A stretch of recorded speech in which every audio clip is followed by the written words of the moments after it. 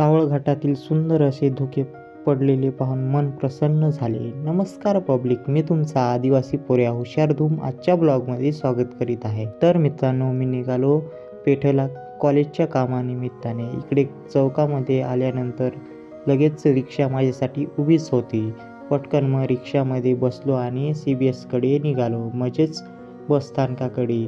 इथे आल्यानंतर विचारलं तर बस लागेल होती. मग पटकन जाऊन पेठच्या बसमध्ये चढलो आणि बसलो. तिथे ही बस, किती सुंदर अशी बस भेटली होती. खूप आनंद वाटत होता मनामध्ये.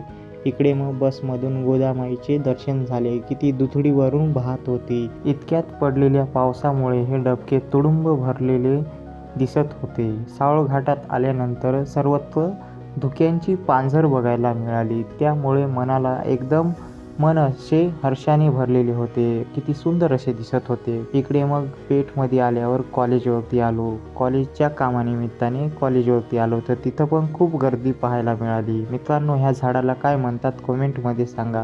ही पेठची डबके किती भरलेली होती. इकडे पेठमध्ये खूप गर्दी होती मंगळवार असल्यामुळे. इकडे मग हे पेठचे बस स्थानक, स्थानिक पातळीवरती काम चालू आहे. बस स्थानकाचे काम तरी पण मित्रांनो पावसामुळे असो तरी पण चालू आहे.